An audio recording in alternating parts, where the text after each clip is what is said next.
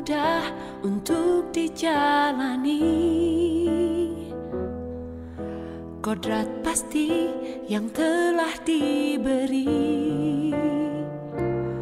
Shalom guys, welcome back to my YouTube channel Cynthia Sly. Makasih ya buat kalian yang udah setia nge-view konten-konten gue. Jadi buat mungkin yang pertama nge-view konten gue, apa sih maksudnya konten-konten dalam channel Cynthia Sly ini? Jadi dalam channel gue ini, gue hanya ingin berbagi sesuatu tentang tunanetra atau mungkin atau penyandang disabilitas yang mungkin bagi kalian yang non disabilitas itu nggak tahu atau belum tahu atau kurang tahu. Contohnya kok tunanetra bisa ngelihat duit. Banyak orang yang belum tahu bahwa tunanetra itu ada yang totally blind, ada yang low vision atau lemah penglihatan. Jadi tingkat penglihatannya itu terbatas. Masih banyak pertanyaan-pertanyaan kayak gitu yang oh dia pura-pura jadi tunanetra tuh gitu. Orang dia jalan nggak nabrak gitu. Aku berdiri depannya dia tahu. Padahal mungkin dia sebenarnya totally blind tapi hanya bisa melihat bayang-bayang. Dia nangkep objek di depan ada apa gitu, tapi dia nggak tahu itu apa. Seperti ada bayang-bayang yang menghalangi, tapi dia tidak tahu itu apa orang atau benda atau laki-laki, perempuan atau apa gitu. Ini udah part 2 ya. Sorry buat yang udah nonton part 1-nya mungkin agak lama karena sedikit ada kesalahan teknis. Dan gue learning by doing. Ketika gue upload yang part 1, gue harus memperbaiki di part 2-nya. Tapi tetap dong guys, ditonton part 1-nya. Karena pasti banyak informasi yang kalian mungkin belum pada tahu. Nah, kali ini mau ngebahas apa sih? Judulnya udah ketahuan kan, tentang masak. Banyak orang menganggap seorang tunanetra itu nggak bisa masak karena dia nggak bisa ngelihat. Misalnya, gimana dia tahu kompornya udah nyala apa belum? Gimana dia tahu gosong apa enggak? Kan harus dilihat. Diangkat tuh kalau udah kuning ke coklat-coklatan, terus atau warnanya sudah berubah gitu. Di konten kali ini dan part 1-nya juga, harapan gue bisa merubah pandangan itu, bisa membuka wawasan dan menambah pengetahuan bagi yang belum tahu. Nah, tapi sebelumnya ya guys, gue ulangi sekali lagi seperti apa yang udah gue bilang di part 1. Ini tidak berarti mengecilkan mereka yang gak bisa masak. Gue cuman ingin berbagi bahwa seseorang bisa masak apa enggak, itu bukan karena dia tunanetra atau enggak, karena dia ngelihat atau enggak, tetapi banyak faktor yang menyebabkan itu. Jadi jangan ketika kalian melihat, oh ini tunanetra, mana bisa gitu, jangan langsung begitu. Hak untuk mau masak apa enggak itu kembali kepada pribadi masing-masing. Nah, dalam konten kali ini gue ngobrol bareng 2 orang blind moms atau 2 orang ibu yang tunanetra. Mereka akan berbagi tips-tips yang mungkin juga kalian yang bukan tunanetra juga sebenarnya menggunakan itu, tapi kalian nggak ngeh gitu loh, nggak tahu bahwa itu bisa menjadi tanda bagi para tunanetra. Mungkin ini bisa menginspirasi kalian, misalnya punya keluarga yang tunanetra, terus nggak tahu gimana cara ngajarinnya, bingung, karena kan biasanya orang yang non tunanetra atau kami menyebutnya orang awas mengukur sesuatu itu kan dari sejangkauan matanya, sejangkauan penangkapan penglihatannya. Ya, seperti itu. Nah, informasi buat teman-teman tunanetra yang view konten ini, ketika aku ngobrol sama 2 blind moms ini, itu di latar belakangnya itu adalah video mereka pada masak. Oh iya, kalau kalian denger yang jadi latar waktu gue ngomong ini adalah theme song dari Blind Moms, yaitu sebuah yayasan Bunda Netra Mandiri. Nanti gue taruh link channelnya di deskripsi. Nah, kalian bisa view, bisa subscribe, dan dapetin informasi-informasi selanjutnya tentang para Blind Moms. Dan jangan lupa juga view part 1 dari konten ini yang nanti juga bakal gue taruh di deskripsi. Oke guys, check it out. Lakukan yang terbaik.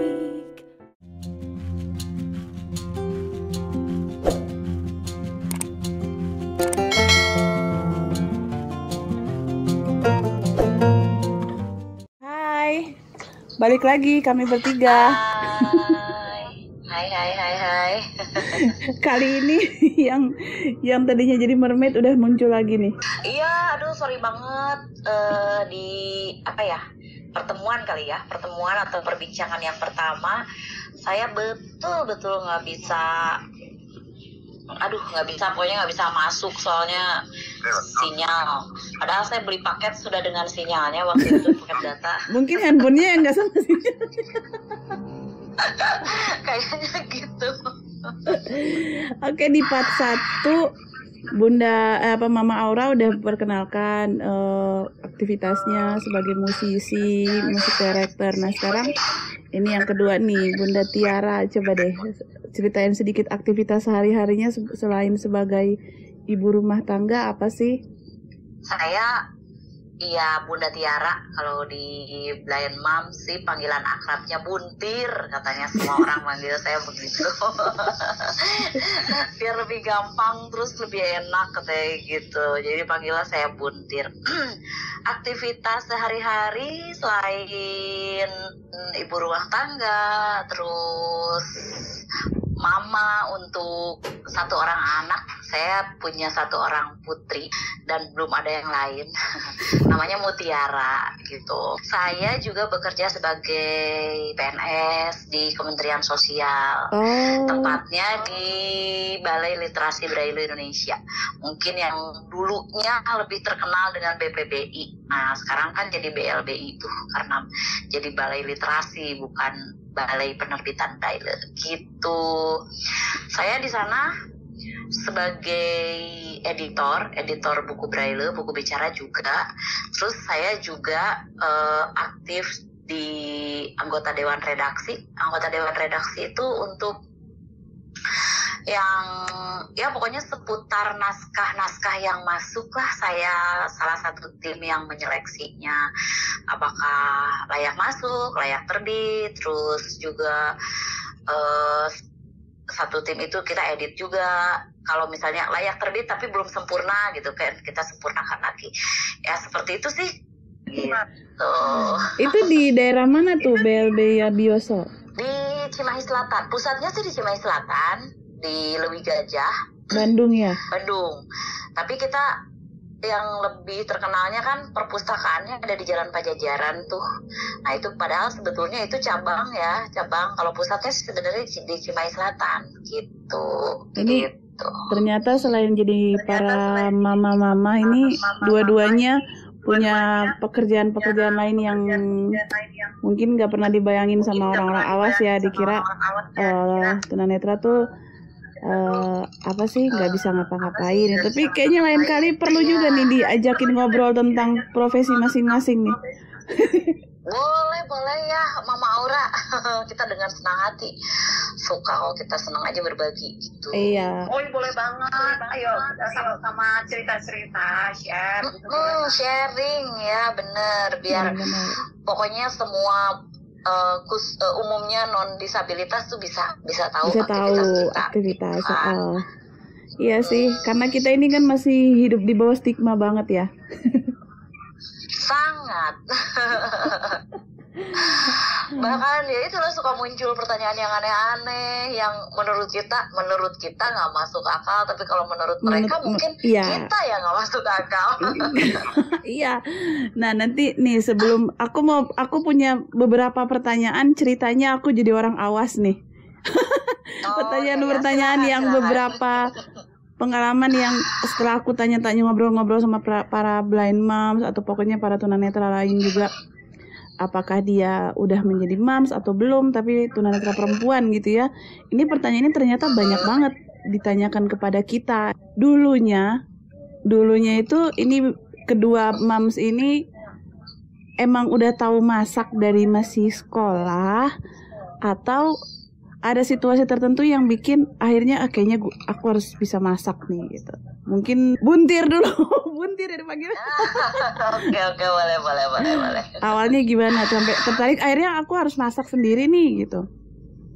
Iya, kalau saya dari latar belakang di keluarga itu sama sekali nggak bisa dan nggak boleh gitu.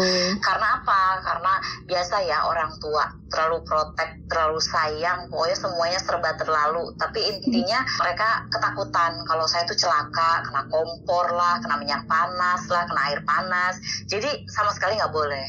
Nah, mulai saya tergerak untuk belajar memasak itu SMP. SMP itu ada pelajaran tata boga waktu itu. Bahkan yang mengajari saya itu totally blind, benar-benar nggak bisa lihat, tapi kok bisa, terus masaknya juga sempurna, hasilnya juga enak. Nah dari situ saya mulai seneng belajar masak. Saya kan dulunya di asrama ya, di Panti Wiataguna tuh dulu. Nah saya suka tuh pakai kompor listrik gitu ya, belajar masak, tapi yang ringan-ringan aja, kayak dadar telur, bikin mie, paling berat ya nasi goreng lah ya. Gitu. Itu udah paling, udah hebat aja judulnya gitu, udah nasi goreng kayak gitu-gitu. Paling wow aja, paling wow. Paling wow aja gitu ya rasanya gitu saat itu. Nah sebetulnya yang betul-betul menuntut saya untuk bisa masak itu ya ketika saya berumah tangga, ketika saya punya suami. Karena emang bener-bener ya masa sih tiap hari suami kita mau disuguhi dengan telur dadar, mie rebus sama nasi goreng, kan gak mungkin. Terbisulan. Iya.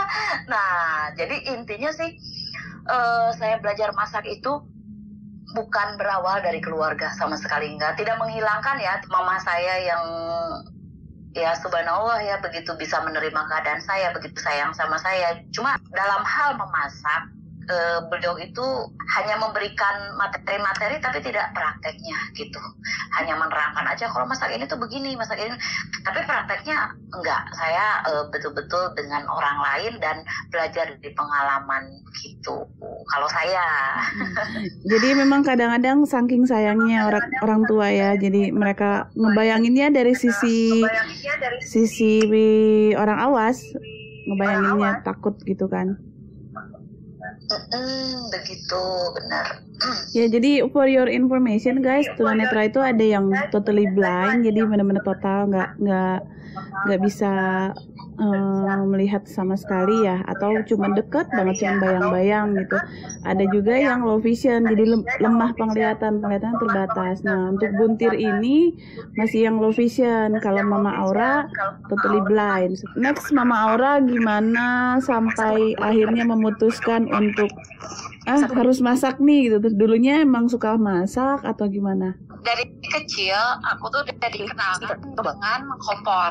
Jadi kebetulan setiap pagi mama aku tuh pasti kalau bikin sarapan itu nasi goreng. Malah bahkan nasi yang kalau zaman dulu mah nggak seenak nasi goreng sekarang, kayak bikin isinya cuma nasi kasih kecap sama garam gitu kan, kasih minyak gitu kan, ya nggak pakai telur, tapi telurnya telur ceplok atau telurnya udah karik deh cuma gitu, tapi enak banget gitu kan.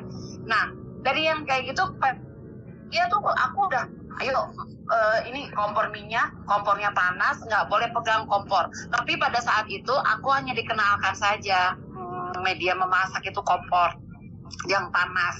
Tetapi aku udah bisa tahu kompornya itu melingkar gitu kan. Dan memang kebetulan apinya akan ada lingkaran api gitu ya. Tapi tungkunya mungkin. Tapi karena aku masih kelihatan 5% pada waktu kecil gitu ya. Tapi kan kalau saya pikir sih untuk hanya penglihatan di bawah 5% juga tidak terlalu signifikan gitu kan untuk begitu gitu ya. Yang jelas harus mengutamakan perasaan, perabaan gitu, lebih optimal dan auditif tentunya. Terus saya hanya dikenalkan ini kartelnya, ayo kamu kosreng-kosreng gitu. Ya aku kosreng-kosreng lah, seru lah gitu ya. Tapi aku dikenalin pisau, aku dikenalin bawang, kalau mama aku masak aku suka ngerecokin, misalnya iya selalu begitu. Jadi tapi mama aku membiarkan gitu, dan kaki aku kena air panas itu juga pernah terjadi gitu. Mama aku paling nggak apa-apa gitu ya, nggak gitu, paling hanya udah hati-hati gitu. Nah setelah aku usia sekolah, mama saya memang sekolahnya tidak tinggi, tetapi mama saya justru disitulah mama ya, seorang mama yang peka terhadap bagaimana kebutuhan anaknya gitu, untuk bagaimana nih memperlakukan anaknya gitu ya. Nah mama saya bertanya pada guru saya di sekolah SLB bagaimana memperlakukan seseorang yang punya anak yang blind gitu. Terus kata guru di SLB bilang, ya perlakukan seperti hanya anak-anak lain, tetapi sesuai dengan porsinya dan kemampuan gitu. Jadi tolong ajarkan apa yang mesti diajarkan, perlakukan seperti yang seharusnya. Kalau anak itu biarkan bermain, kalau dia memang senang di dapur, biarkan gitu, asal tidak membahayakan gitu. Jadi akhirnya saya dari bermain api itu juga dibiarkan, tetapi dilihat gitu, tetap dalam pengawasan. Gitu. Iya, tetap dalam pengawasan gitu. Jadi dan kebetulan memang sayangnya mama saya dan papa saya khususnya pasti sayang banget, tetapi justru itulah menjadi bekal. Jadi pas di saat SMP pun, atau saya misalnya ditinggal di rumah sendiri pun, saya suka udah masak mie sendiri, udah bikin nasi goreng yang tahulah enak apa kagak. Ala sendiri. Enak apa enggak gitu. Tapi akhirnya ya bangga dengan masakan sendiri, dan lucu aja diketawa-ketawain sama mama saya.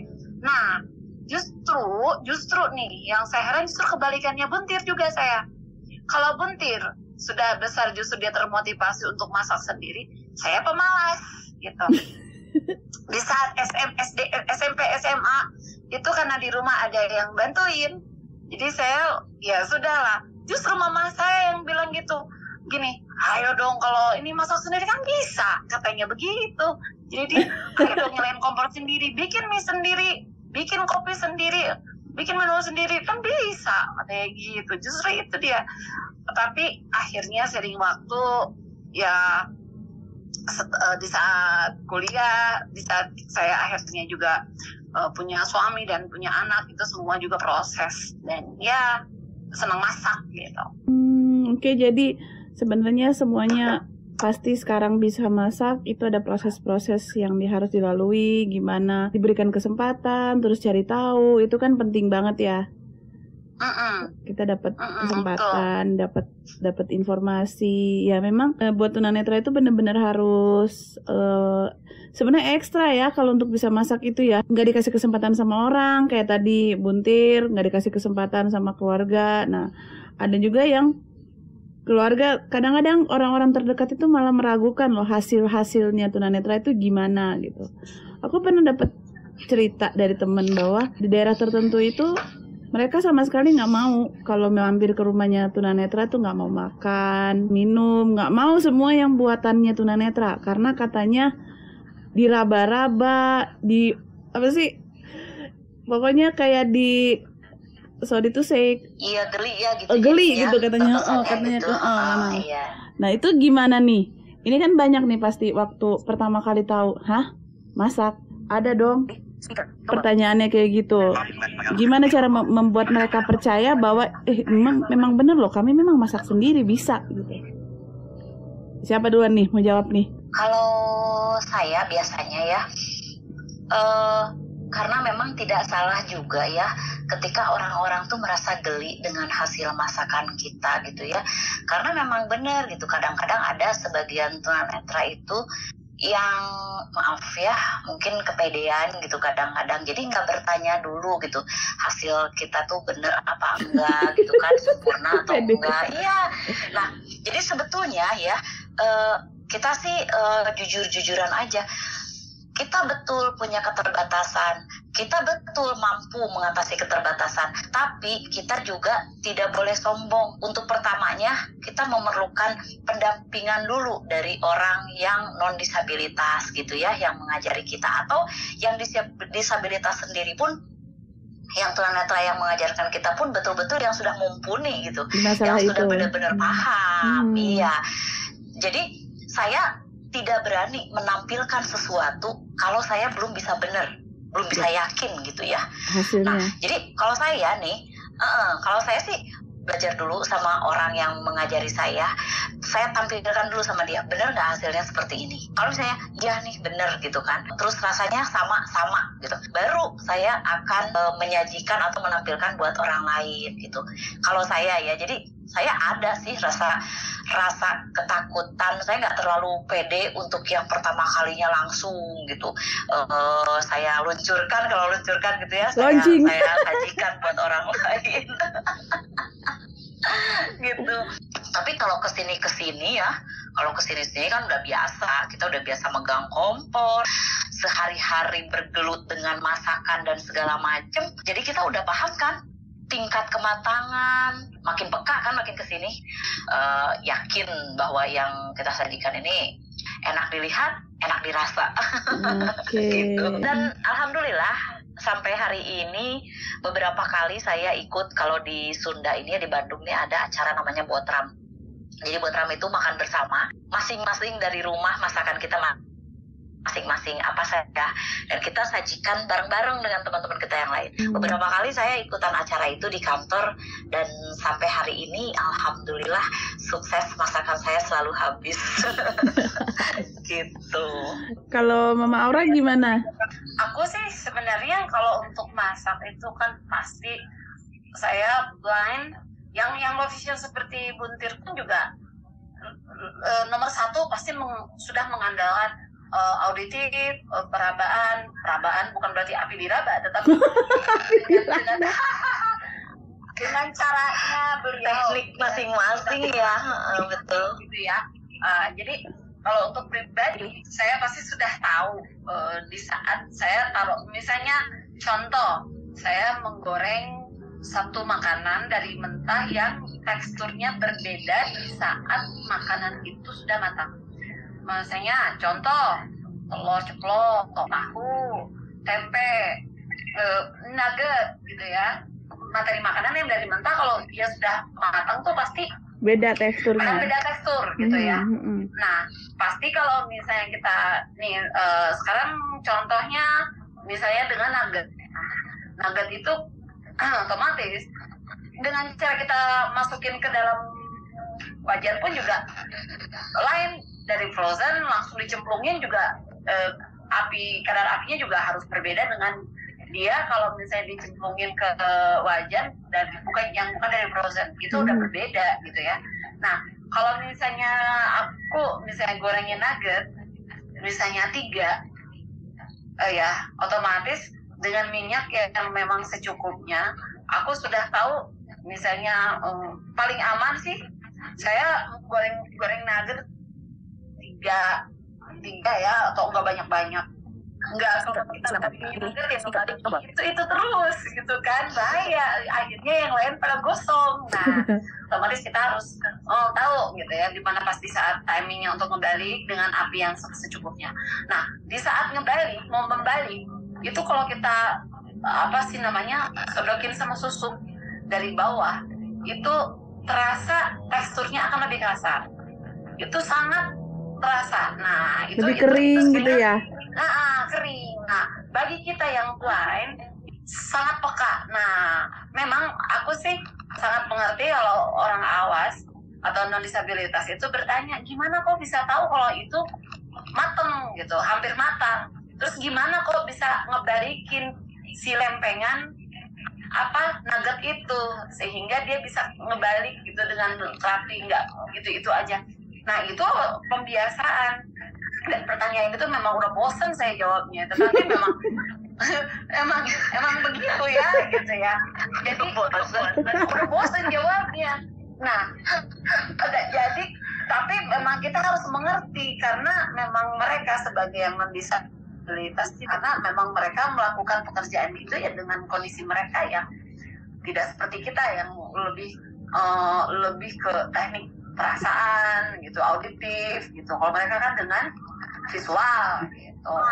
Udah lah pokoknya kalau buat saya sih sebenarnya itu caranya untuk merasakan. Akhirnya kita balik, otomatis kalau yang kasarnya ada di atas 3-3-nya berarti udah aman.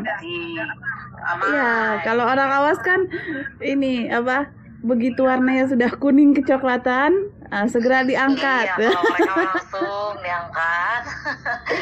tapi jangan sampai masak nugget itu pun juga nggak boleh terlalu kelamaan, nanti angus, karena kan memang nugget itu kan siap saji, jadi kita dari baunya pun ya, iya, kita bisa cium ya. Jadi minyak yang panas banget dan aroma apa yang kita goreng itu berbau gosong tuh sudah hafal juga. Kita udah selamatkan itu udah. Ini kan yang orang awas kadang nggak tahu ya. Orang awas selalu mengukur dengan apa yang dilihat gitu kan. Padahal para blind moms ini bisa melihat dengan indera perabaan, walaupun api nggak harus diraba gitu. Pikiran mereka kadang ada loh yang bilang gini, kalian kalau mau ngebalikin ikan apa dipegang ikannya gitu. Wah, kayaknya aku jadi pengen suatu saat bikin challenge bagaimana kalau mereka orang awas matanya ditutup terus lomba masak nasi goreng sama tunanetra, kira-kira gimana? Jangan ditutup lah, mungkin kalau ditutup terlalu kasihan. Pakai kacamata hitam aja yang gelap banget tuh belum tentu loh mereka bisa. Itu dia. Bener. Nggak Karena usah. mereka akan kuning kecoklatan itu pasti hasilnya berbeda. Tapi mesti dari awal gitu. Apa namanya? Suruh bedain mana bawang merah, mana bawang putih gitu kan. Kadang-kadang kan mereka, aku suka ditanya kayak gitu. Kamu tahu dari mana ini jahe, ini kunyit, ini bawang merah, ini bawang putih. Padahal kan para blind moms, nah gimana nih? Beda banget. Beda ya, dari baunya beda, dari bentuknya beda ya. Saksikan part 3 untuk mendapatkan jawabannya.